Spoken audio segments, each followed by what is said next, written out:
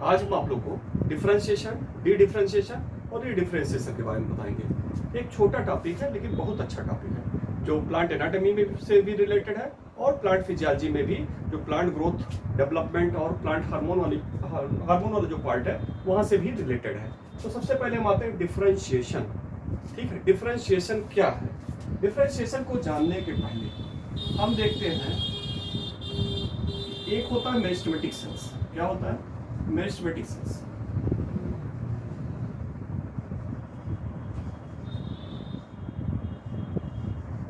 जो meristematic cells होते हैं ये कहाँ पाए जाते हैं? ये जनरली पाए जाते हैं शूट अपेक्स या रूट अपेक्स। ठीक है, कहाँ पाए जाएंगे? चाहे शूट अपेक्स में पाए जाएंगे या कहाँ पाए जाएंगे? रूट अपेक्स में। तो जो मेरिस्टेमेटिक सेल्स होते हैं इनका गुण होता है कि ये डिवाइड करते हैं और डिवाइड करके नए सेल्स का निर्माण करते हैं। तो मेरिस्टेमेटिक सेल्स को हम कहते हैं अनडिफरेंशिएटेड सेल्स। क्या होते हैं ये? Undifferentiated sales.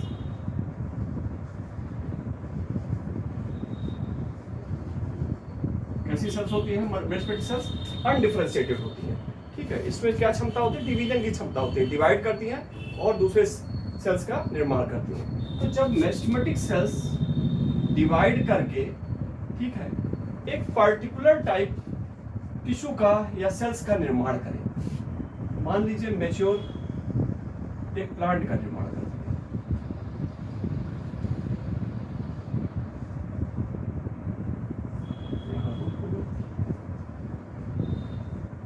एक रफ प्लांट टाइप बना दिया। ठीक है, किसका निर्माण करना? यहां मान लीजिए मैच्योर टिश्यू का निर्माण कर दिया। ठीक है, तो मेरिस्टेमेटिक सेल्स डिवाइड किए और डिवाइड करके क्या बनाए? मैच्योर टिश्यू का। ठीक है, तो जब ये मैच्योर टिश्यू का निर्माण कर देते हैं, ठीक है ना, तो इस प्रोसेस को क्या कहते हैं? डिफरेंशिएशन। ठीक, या कह सकते हैं मेरिस्टेमेटिक सेल्स जब डिवीजन करने की क्षमता उसमें समाप्त हो जाए और समाप्त होने के बाद एक पर्टिकुलर टाइप टिश्यू या सेल्स का निर्माण कर देते हैं, तो उसे क्या, इस प्रोसेस को क्या कहेंगे? डिफरेंशिएशन।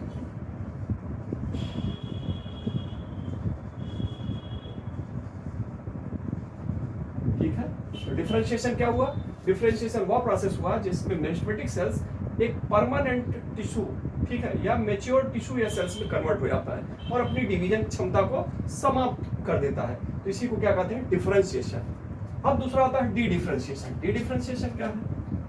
जो मैच्योर टिश्यू है या मैच्योर सेल्स होती है उसमें डिवीजन की क्षमता रीगेन हो जाए, तो इसी को कहते हैं डी डिफरेंशिएशन।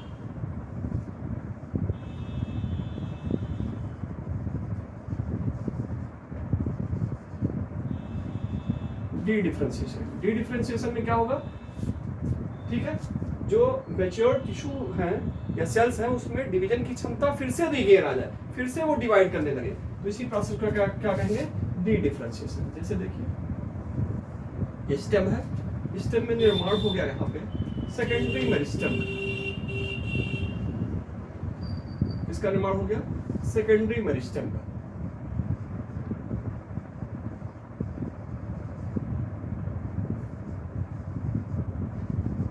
और आप जानते हैं सेकेंडरी मेरिस्टेम क्या होता है? सेकेंडरी मेरिस्टेम जो होते हैं वो जनरली होते हैं, क्या कहते हैं उनको? Car cambium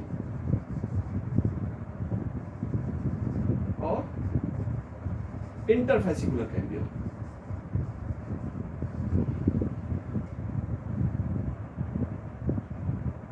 interfascicular cambium.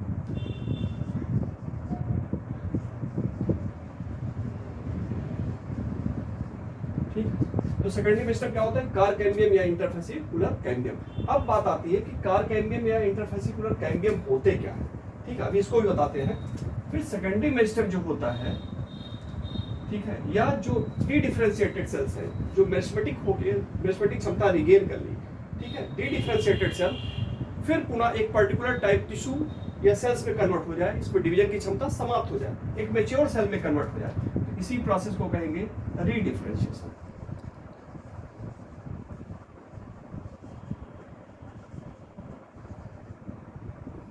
रीडिफरेंशिएशन। रीडिफरेंशिएशन में क्या होगा? जो डी डिफरेंशिएटेड सेल्स थी, ठीक है, उसमें डिवीजन की क्षमता समाप्त हो जा रही है और एक पर्टिकुलर टाइप सेल्स या टिश्यू में कन्वर्ट हो जाती है। तो इन्हें क्या कहते हैं? रीडिफरेंशिएशन। जैसे कार्क कैम्बियम से क्या बन जाएगा? कार्क कैम्बियम से यहां बन जाएगा कार्क, और क्या बना देगा? Secondary cortex, secondary cortex. और जो इंटरफेसिकुलर कैम्बियम है इससे बन जाएगा सेकेंडरी जाइलम अंदर की तरफ, और बाहर की तरफ उसके सेकेंडरी फ्लोएम। अब बात आती है कार्क कैम्बियम और इंटरफेसिकुलर कैम्बियम है क्या चीज, इसको भी देख लेते हैं, इसको भी थोड़ा सा देख लेते हैं।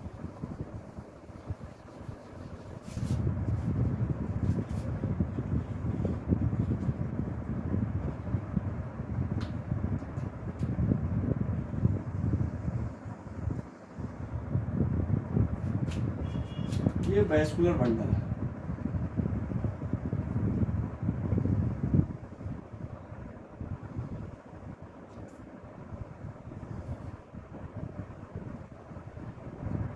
और वैस्कुलर बंडल के बीच में क्या है?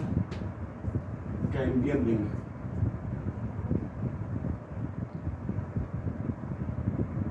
ये कैम्बियम है, और यहाँ वाली जो मेरिस्टेमेटिक सेल्स होती है, यहाँ वाली जो परमानेंट सेल्स, मैच्योर सेल्स होती है, ठीक है, वो कन्वर्ट हो जाती है किसमें? यहाँ कैम्बियम में। और ये जो कैम्बियम बन रहा है तो वैस्कुलर बंडल के बीच, इसी को हम कहते हैं इंटरफेसिकुलर कैम्बियम। और यहाँ पे जो कैम्बियम है उसको क्या कहते हैं? इंट्राफेसिकुलर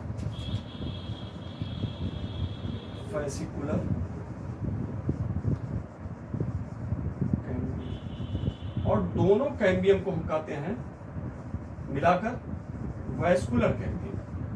क्या कहते हैं? Vascular cambium. तब आप समझ गए होंगे कि इंट्राफेसिकुलर कैम्बियम वैस्कुलर बंडल के अंदर है और इंटरफेसिकुलर कैम्बियम दो वैस्कुलर बंडल के बीच है, ठीक है। और ये क्या करेगा? अंदर की तरफ सेकेंडरी जाइलम का निर्माण करेगा और बाहर की तरफ किसका निर्माण करेगा? सेकेंडरी फ्लोएम का। और ये जो पेरिफेरी पे सेल्स हैं, यहाँ पे मैच्योर सेल्स हैं, कुछ सेल्स क्या हो जाती है? मेरिस्टेमेटिक हो जाती है। क्या हो जाएगी? मेरिस्टेमेटिक, और बिहेव करने लगती है किस रूप में? ये बिहेव करने लगती हैं किसके रूप में? कार्क कैम्बियम के रूप में।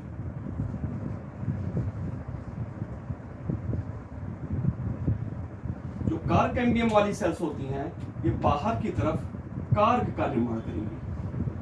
बाहर की तरफ किसका निर्माण करेंगी? कार्क का। ये वाली सेल्स क्या हो गई? कार्क। और अंदर की तरफ ये सेकेंडरी कॉर्टेक्स का निर्माण करेंगे। किसका निर्माण करेंगे? सेकेंडरी कॉर्टेक्स का। ये वाली जो सेल्स हो गई क्या हो गई?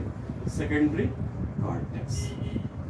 तो इस तरह हम देख रहे हैं कि कार्क कैम्बियम क्या बना रहा? बाहर की तरफ कार्क, अंदर की तरफ सेकेंडरी कॉर्टेक्स। और ये जो सेल्स हैं इंटरफेसिकुलर कैम्बियम, ठीक है, वो क्या बना रहा? अंदर की तरफ सेकेंडरी जाइलम, बाहर की तरफ सेकेंडरी फ्लोएम, ठीक है। तो इस तरह हम देखें कि डिफरेंशिएशन क्या है? डिफरेंशिएशन वह प्रोसेस है जिसमें कोई मेरिस्टेमेटिक सेल्स अपने डिवीजन की क्षमता को समाप्त कर देती है और परमानेंट या मैच्योर टिश्यू में कन्वर्ट हो जाती है। फिर आता है डी डिफरेंशिएशन। डी डिफरेंशिएशन में क्या होता है? कोई मैच्योर टिश्यू, ठीक है, जैसे यहाँ पे देखिए ये क्या है? मैच्योर सेल्स थी। मैच्योर सेल्स जो है वो बाद में उसमें डिवीजन की क्षमता आ गई है, कार्क का निर्माण कर रही है, इधर क्या कर रही है? सेकेंडरी कॉर्टेक्स का। तो कोई मैच्योर टिश्यू डी डिफरेंशिएटेड हो, ठीक है, उसमें डिफरेंशिएशन की उस डी डिफरेंशिएटेड हो और उसमें रिगेन हो जाए डिवीजन की क्षमता, तो उसे क्या कहते हैं? सेकेंडरी मेरिस्टेम, ठीक है। तो कन्वर्ट हो जाता है किसमें? डी डिफरेंशिएशन की क्षमता आ जाए, ठीक है। और ये बना रहा है क्या? Secondary meristem. सेकेंडरी मेरिस्टेम के अंतर्गत आता है कार्क कैम्बियम या इंटरफेसिकुलर कैम्बियम, ठीक है। कार्क कैम्बियम आगे चलकर रीडिफरेंशिएशन में क्या बनाएगा? रीडिफरेंशिएशन क्या है? रीडिफरेंशिएशन वो प्रोसेस है जिसमें क्या हो? डी डिफरेंशिएटेड सेल फिर से पुनः मैच्योर पर्टिकुलर टाइप सेल्स में या स्पेसिफिक सेल्स में कन्वर्ट हो जाए। तो यहाँ पे क्या था? जो डी डिफरेंशिएटेड सेल थी कार कैम्बियम या इंटरफेसिकुलर कैम्बियम, ये कन्वर्ट हो जाती है car secondary cortex, secondary xylem और सेकेंडरी फ्लोएम। कैसे बन रही है वो इससे समझा जा सकता है। इसको और डिटेल में और अच्छे आप प्लांट एनाटॉमी से समझ सकते हैं। जब वहाँ पढ़ाएंगे इसको तो वहाँ और डिटेल में आपको इसको बताएंगे।